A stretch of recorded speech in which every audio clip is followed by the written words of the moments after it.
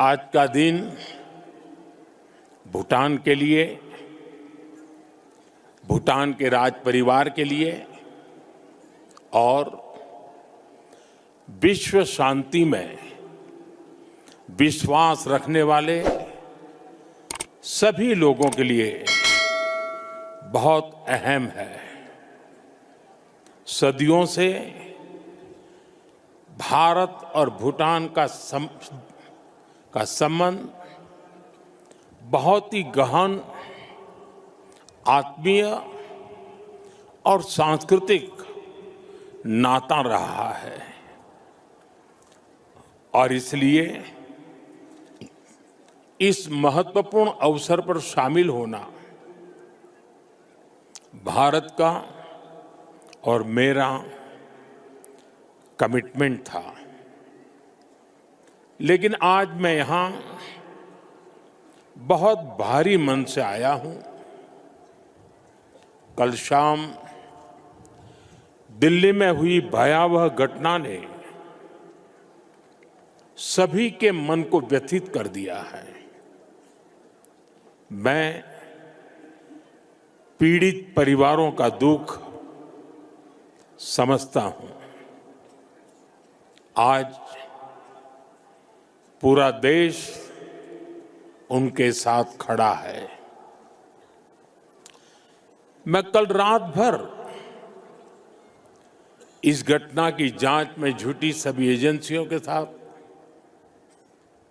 सभी महत्वपूर्ण लोगों के साथ संपर्क में था, विचार विमर्श चलता था, जानकारियों के तार जोड़े जा रहे थे। हमारी एजेंसियां इस षड्यंत्र की तह तक जाएगी। इसके पीछे के षड्यंत्रकारियों को बख्शा नहीं जाएगा। All those responsible will be brought to justice.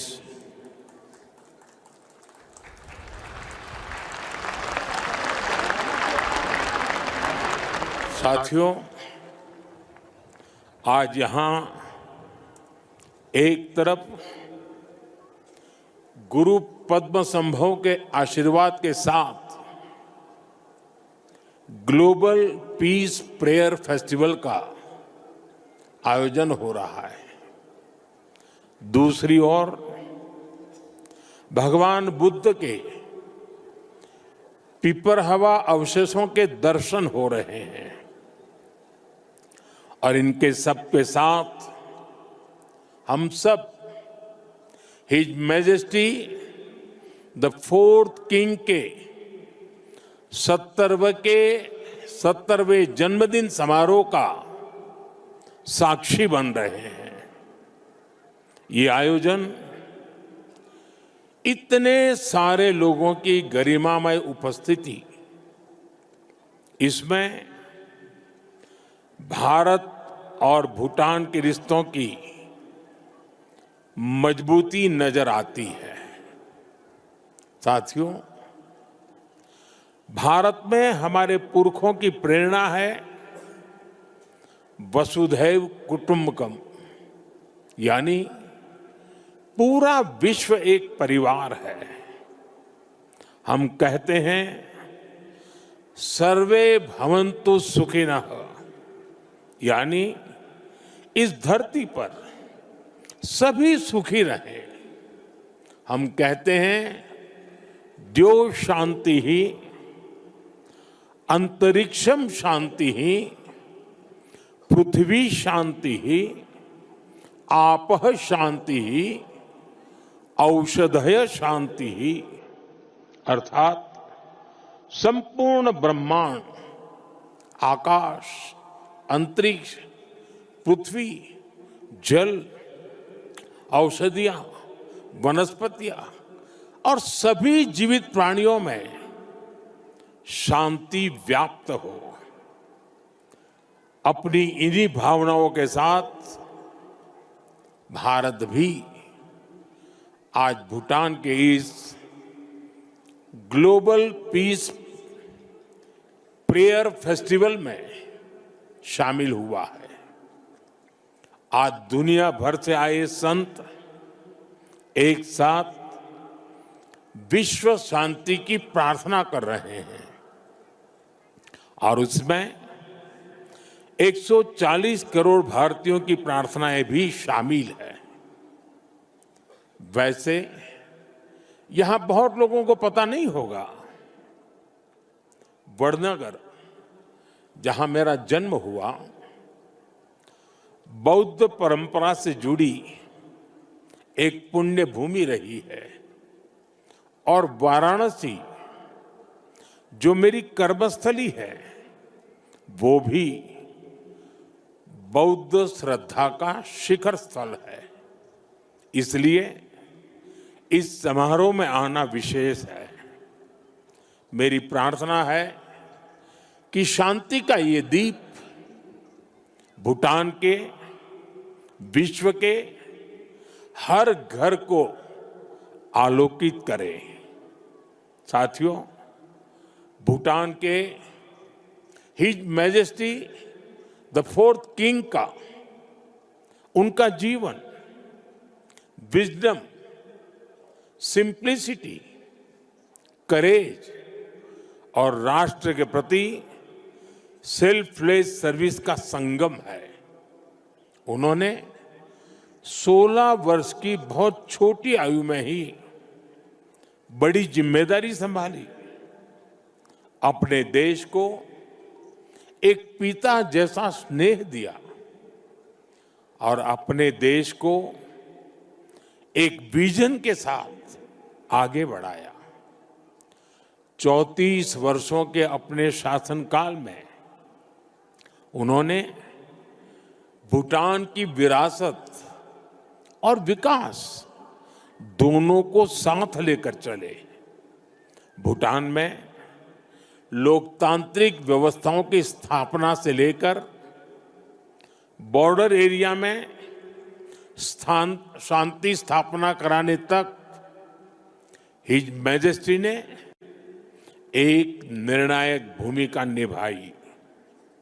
आपने ग्रॉस नेशनल हैप्पीनेस का जो विचार दिया है वो आज पूरी दुनिया में ग्रोथ को डिफाइन करने का एक अहम पैरामीटर बन चुका है। आपने दिखाया है कि नेशन बिल्डिंग केवल जीडीपी से नहीं बल्कि मानवता की भलाई से होती है। साथियों, भारत और भूटान की फ्रेंडशिप को मजबूती देने में भी उनका बहुत बड़ा योगदान रहा है। आपने जो नींव रखी है उस पर हम दोनों देशों की मित्रता निरंतर फल फूल रही है। मैं सभी भारतीयों की तरफ से हिज मैजेस्टी को अनेक अनेक शुभकामनाएं देता हूं और उनके बेहतर स्वास्थ्य और दीर्घायु होने की कामना करता हूं। साथियों, भारत और भूटान सिर्फ सीमाओं से नहीं संस्कृतियों से भी जुड़े हैं। हमारा रिश्ता वैल्यूज का है, इमोशंस का है, पीस का है, प्रोग्रेस का है। 2014 में प्रधानमंत्री पद की शपथ लेने के बाद मुझे अपनी पहली विदेश यात्रा में भूटान आने का अवसर मिला था। मैं आज भी उस यात्रा को याद करता हूं तो मन भावनाओं से भर जाता है। भारत और भूटान के संबंध इतने सशक्त और समृद्ध हैं। हम मुश्किलों में भी साथ थे, हमने चुनौतियों का सामना भी मिलकर किया और आज जब हम प्रोग्रेस की प्रॉस्पेरिटी की तरफ चल पड़े हैं तब भी हमारा साथ और मजबूत हो रहा है। His majesty the king Bhutan को नई ऊंचाई की ओर ले जा रहे हैं। भारत और भूटान के बीच विश्वास और विकास की जो साझेदारी है, वो इस पूरे विजन के लिए बहुत बड़ा मॉडल है। साथियों, आज जब हम दोनों देश तेजी से आगे बढ़ रहे हैं, तो इस ग्रोथ को हमारी एनर्जी पार्टनरशिप और गति दे रही है।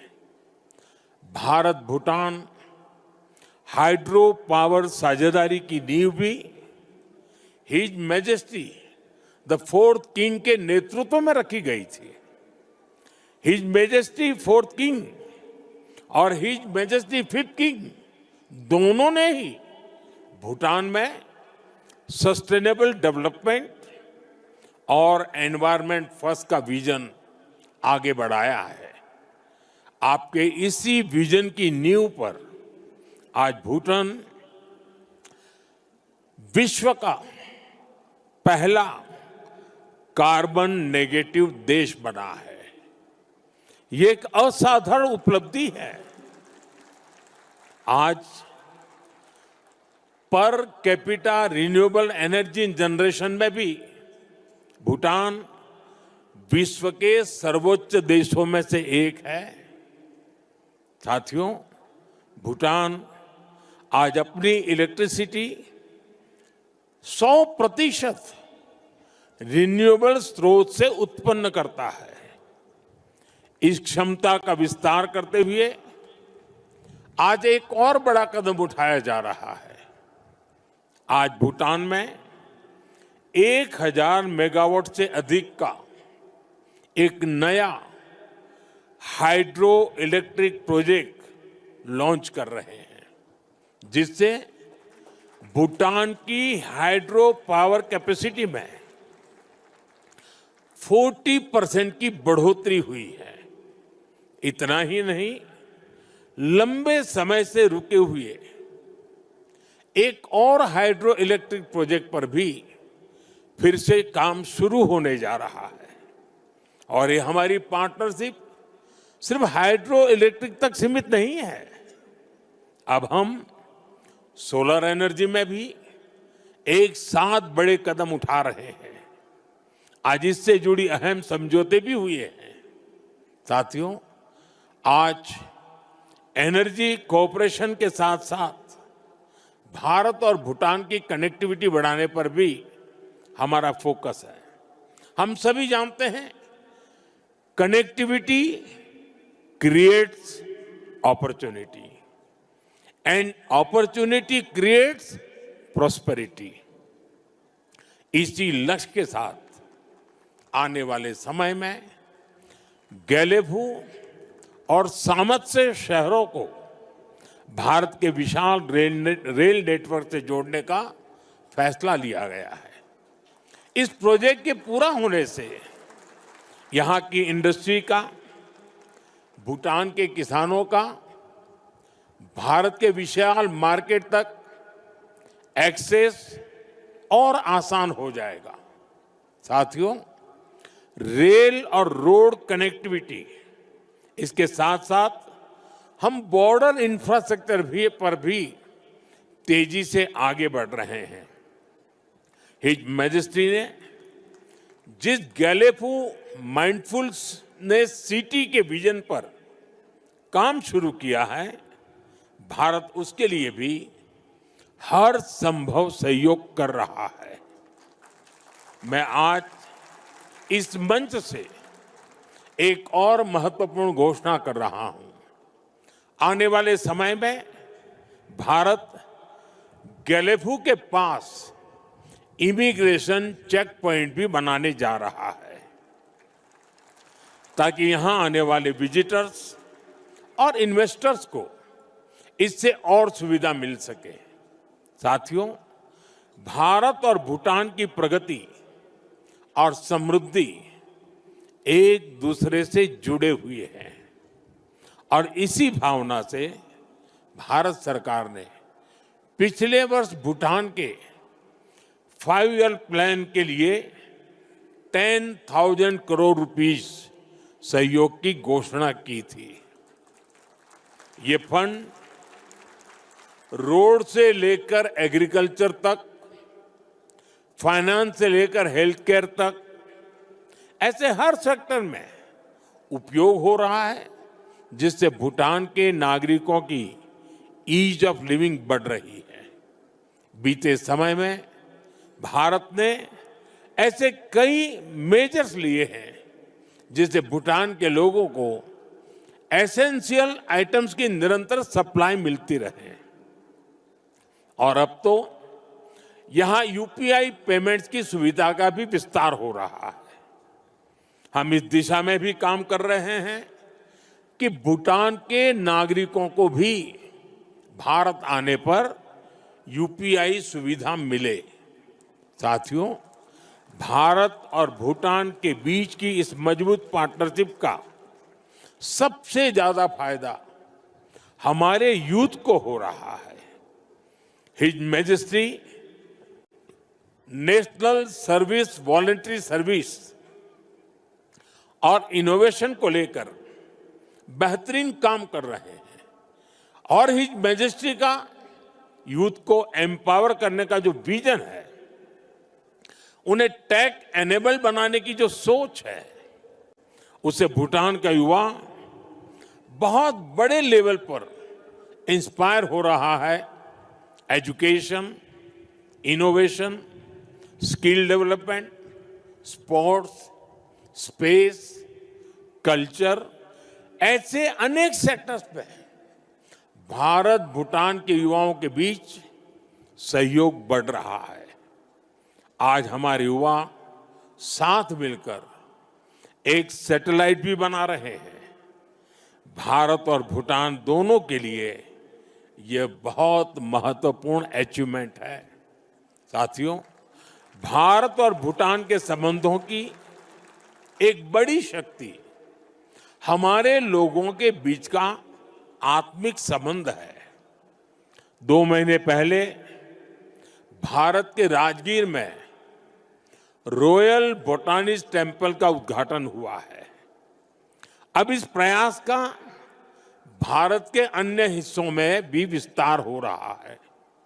भूटान के लोगों की इच्छा थी कि वाराणसी में बोटानिस्ट टेम्पल और गेस्ट हाउस बने। इसके लिए भारत सरकार आवश्यक लैंड उपलब्ध करा रही है। इन टेम्पल्स के द्वारा अपने बहुमूल्य और ऐतिहासिक संबंधों को, सांस्कृतिक संबंधों को और सुदृढ़ बना रहे हैं। साथियों, मेरी कामना है भारत और भूटान पीस, प्रॉस्पेरिटी और शेयर्ड प्रोग्रेस के रास्ते पर ऐसे ही चलते रहे। भगवान बुद्ध और गुरु रिनपोछे का आशीर्वाद हम दोनों देशों पर बना रहे। आप